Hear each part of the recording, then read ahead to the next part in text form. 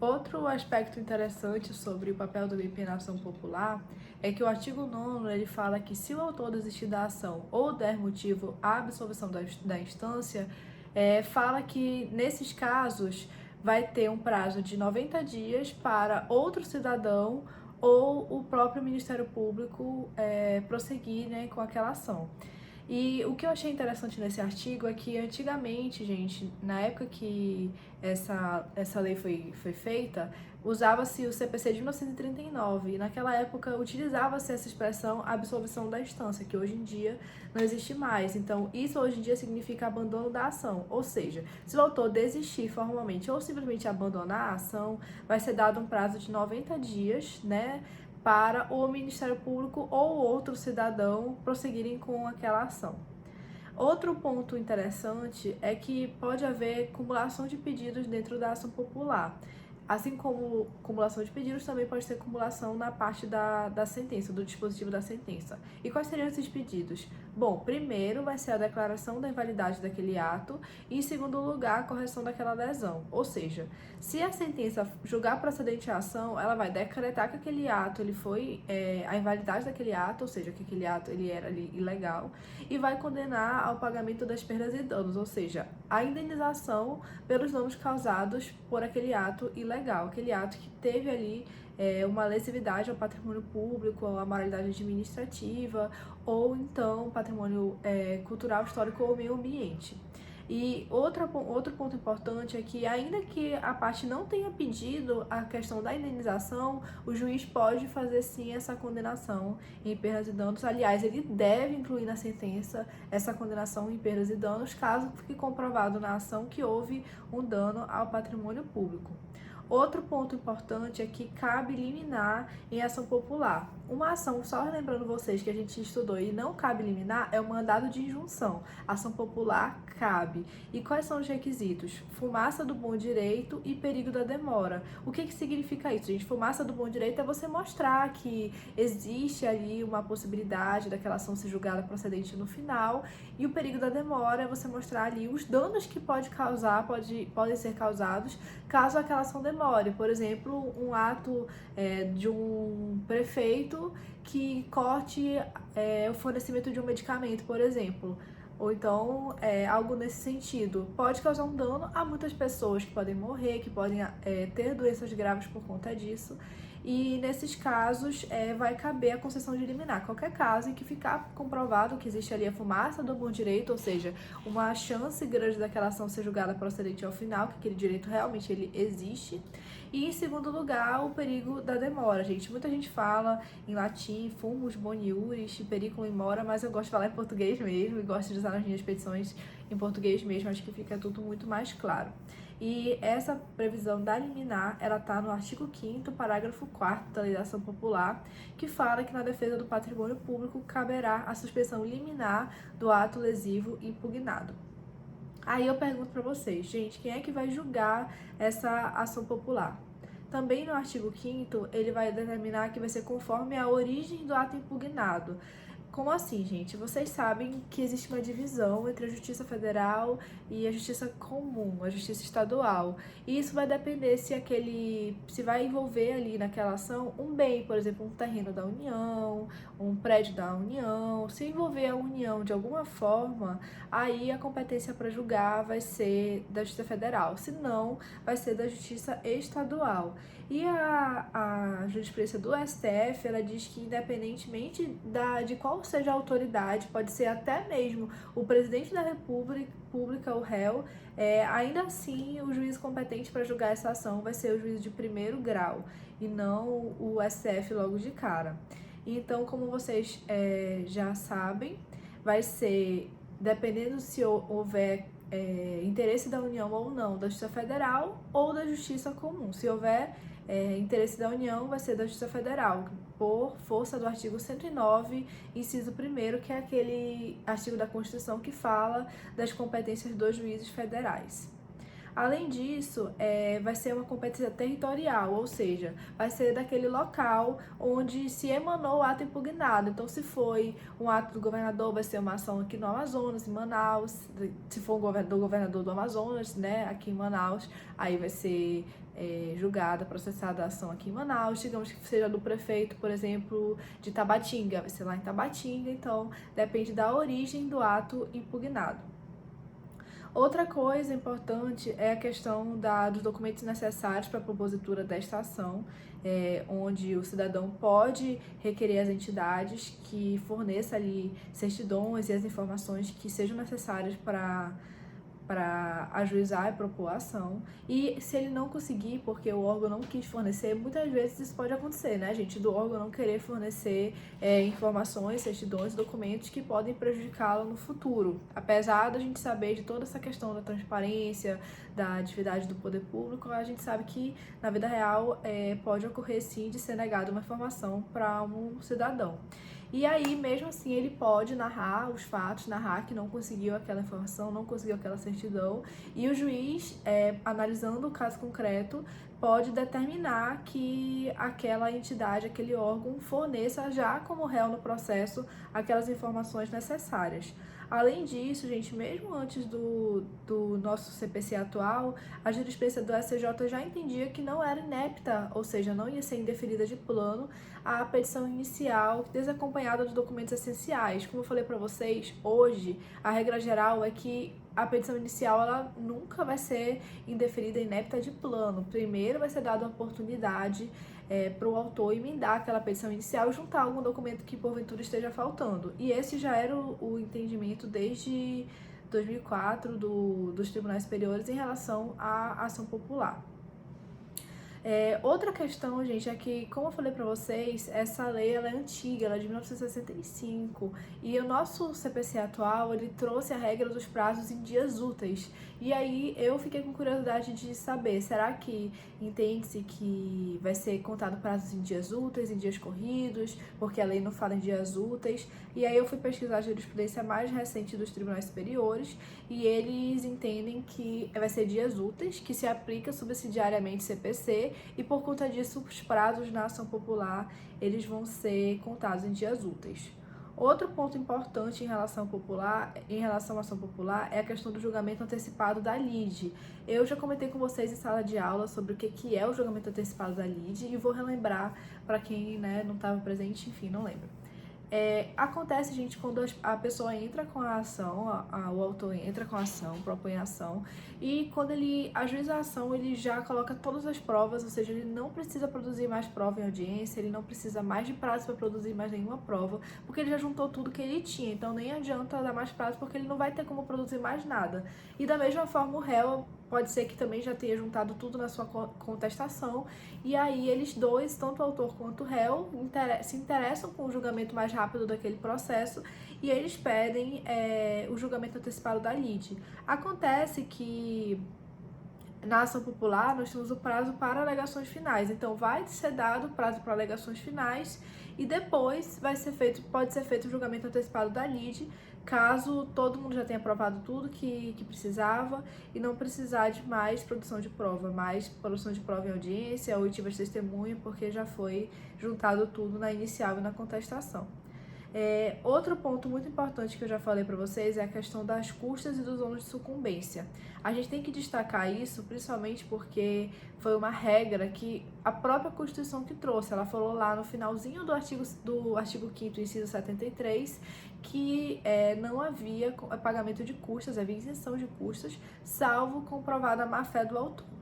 Uma questão que gera um pouco de confusão nas pessoas é que a Lei da Ação Popular, no seu artigo 10, foi lá e disse: as partes só pagarão custas e preparo no final da ação. Então você fica pensando, como assim? Paga custas e preparo no final, mas está isento de custas judiciais? Como assim?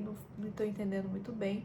E aí vai lá e a jurisprudência mais uma vez nos responde. E o que ele diz? Que essa regra do artigo 10 só vai se aplicar às pessoas físicas e jurídicas que forem réis. Ou seja, quem é réu, ele vai sim pagar custas e preparo, no caso de recurso, se perderem a ação, mas o autor nunca vai pagar, a não ser que fique comprovada a má-fé dele. Se for comprovada a má-fé, o que acontece? Segundo o artigo 13 da Lei da Ação Popular, o autor vai ter que pagar 10 vezes o valor das custas, ou seja, o artigo fala, a sentença que, apreciando o fundamento de direito do pedido, julgar a lide manifestamente temerária, condenará o autor ao pagamento do décuplo das custas. É isso, gente. Se for comprovado no processo a má-fé do autor, ele vai precisar pagar 10 vezes mais o valor das custas daquele processo. E o que seria, né, a má-fé? Argumentos antiéticos, como eu falei para vocês, perseguição política, não gosta da atuação política de um determinado prefeito, governador, e aí para perseguição ajuiza uma ação popular. Mas se não ficar comprovado nada disso nos autos, o autor nunca vai pagar as custas. Essa é a regra da Constituição. Se houve uma sentença no processo, vai poder recorrer tanto àquela parte que deu entrada na ação, como qualquer cidadão, como também o Ministério Público. Então, como a ação popular ela visa proteger o direito difuso, ela visa proteger o interesse da coletividade, o interesse público, qualquer pessoa, aliás, qualquer cidadão, não é qualquer pessoa, tá? Qualquer cidadão ou o Ministério Público podem recorrer de uma sentença. Outro aspecto importante em relação à sentença na ação popular é a questão da remessa necessária ou duplo grau de jurisdição obrigatório. Sempre que a ação for julgada improcedente, vai ser obrigatória a questão do duplo grau de jurisdição. O que isso significa, gente? Que para a sentença ser confirmada, ela obrigatoriamente vai ter que passar pelo crivo do tribunal. Ou seja, tem ali a sentença de primeiro grau que julgou improcedente a ação por algum motivo. Aí nenhuma das partes recorreram. Ainda assim, para a sentença ser confirmada, ela vai precisar passar por uma reanálise. E isso ocorre exatamente para proteger o patrimônio público, para proteger o interesse da coletividade, os direitos difusos. Caso a sentença seja improcedente, para ela ser confirmada, para ela começar a valer, para ela começar a produzir seus efeitos, ela vai ter que ser obrigatoriamente confirmada pelo tribunal. Isso se chama duplo grau de jurisdição obrigatório. Entretanto, se a sentença for julgada procedente, ou seja, pró-autor, pró-coletividade, aí vai caber recurso por parte do poder público, mas não existe essa regra do duplo grau de jurisdição obrigatório. Isso, gente, está no artigo 19 da Lei da Ação Popular. Recomendo que vocês façam a leitura, porque realmente é um tema um pouco complexo, um pouco confuso. Então, pensem sempre que o objetivo aqui é proteger o patrimônio público. Então, se a ação for julgada improcedente, ou seja, quem ganhou é o Estado, aí vai ter que ser submetida ao duplo grau de jurisdição obrigatório. Se ela for julgada procedente, ou seja, quem ganhou vai ser o cidadão, aí não precisa, o Estado vai poder recorrer, enfim, quem quiser recorrer vai poder recorrer, mas não cabe essa regra do duplo grau de jurisdição obrigatório. Eu vou ler aqui o artigo e recomendo que vocês leiam também, porque ele cai muito em prova, cai muito no exame da OAB, em concursos em geral. Quem explora a questão da ação popular quase sempre gosta de perguntar essa questão da remessa necessária, porque é um pouco confuso realmente, mas como eu falo para vocês decorarem e memorizarem isso, pensem que a lógica é sempre a proteção do patrimônio público. Então, quando a decisão for pró-proteção do patrimônio público, ou seja, pró-cidadão, aí não vai caber a remessa necessária. Quando ela for contra o cidadão, quando ela for julgada improcedente, aí vai ter que ser confirmada por um tribunal. Isso está no artigo 19. A sentença que concluir pela carência ou pela improcedência da ação está sujeita ao duplo grau de jurisdição, não produzindo efeito senão depois de confirmada pelo tribunal. Ou seja, quando ela for julgada improcedente, ela não produz efeitos senão depois de confirmada pelo tribunal. Da sentença que julgar a ação procedente, ou seja, quem ganha é o cidadão, vai caber a apelação com efeito suspensivo, ou seja, o Estado vai poder recorrer. Então, como eu falei para vocês, a ação popular ela visa tutelar o interesse público. Então, a sentença que for contrária ao cidadão, ela sempre merece ser vista com uma maior cautela, né? Ser reanalisada por um tribunal, para que então ela possa começar a valer, começar a produzir seus efeitos. A ação popular ela também tem um prazo prescricional que está no artigo 21 da lei, que diz que a ação prescreve em 5 anos. Mas assim, gente, essa prescrição ela não vai impedir que seja ajuizada outras ações que ainda estejam no prazo. Por exemplo, a ação civil pública, uma ação de improbidade administrativa, entre outras ações conforme o caso concreto. E outra pergunta, 5 anos a partir de quando? A jurisprudência do STJ diz que for a partir da publicidade do ato lesivo a patrimônio público, ou seja, a partir do dia que ele for publicado, for dada publicidade para a população. Ou, se for um ato que der apenas execução a uma lei, ela vai contar a partir desse ato que começa a executar uma lei e ali, a partir daquele ato, começa a causar um dano ao patrimônio público. Outra regra também é a questão da coisa julgada quando houver falta de provas, ou seja, se a ação popular for julgada improcedente por falta de provas, isso não obsta que outra pessoa, por o mesmo fundamento, possa entrar com uma outra ação popular. Outro cidadão, aliás, com os mesmos fundamentos daquele, possa ajuizar, propor outra ação popular com as provas mais completas. O que acontece? O que significa isso? Que há uma relativização da coisa julgada. Sempre que a ação popular for sentenciada, for julgada improcedente por falta de provas, outra pessoa pode ajuizar de novo a mesma ação. Aliás, outro cidadão, gente, toda hora eu quero falar outra pessoa, outro cidadão pode ajuizar outra ação popular com os mesmos fundamentos, porém com as provas mais completas. Eu queria falar sobre alguns aspectos críticos sobre a ação popular, porque a gente vai estudar na próxima semana a ação civil pública, que ela é sempre comparada com a ação popular, e a gente vai falar muito sobre a ação popular mais lá pra frente, quando formos ver de novo, quando formos ver a ação civil pública. São duas ações que caminham juntas ali na defesa do patrimônio público, na defesa do meio ambiente, do patrimônio histórico-cultural. Então elas acabam sendo muito comparadas. E quando elas são comparadas, a ação popular ela tem um objeto mais restrito do que a ação civil pública. Ela é voltada simplesmente para a invalidação de atos praticados pelo poder público que estejam ali causando danos ao meio ambiente, ao patrimônio histórico-cultural. Sempre acaba, gente, também o poder público estando envolvido de alguma forma ali numa degradação ambiental. Por exemplo, boa parte dos danos ao meio ambiente são causados por uma aquiescência ou omissão da administração pública. Por exemplo, ao fornecer uma licença indevida, sem analisar de verdade o impacto daquela atividade, fornecer uma licença sem analisar de forma completa todo aquele processo que deveria acontecer.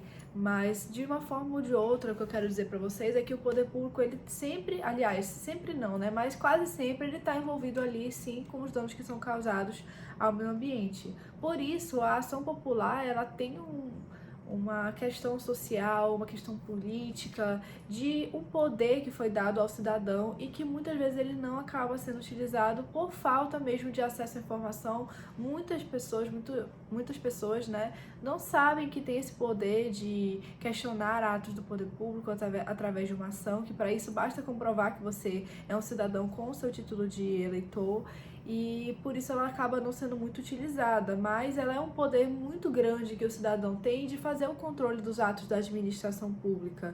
Qualquer cidadão tem o poder de ir a juízo e invalidar atos do poder público feitos de uma forma que vão ali causar um dano ao patrimônio público, ao patrimônio histórico-cultural, ao meio ambiente, ou simplesmente atos que atentem contra a moralidade administrativa. Tenho certeza que se mais pessoas que são ali envolvidas com política, que gostam de fiscalizar os atos do poder público, soubessem que existe esse poder com a ação popular, talvez ela fosse até mesmo mais utilizada. E é para isso que a gente estuda aqui na Faculdade de Direito esse instrumento tão importante para o exercício da democracia direta, da participação política, participação popular.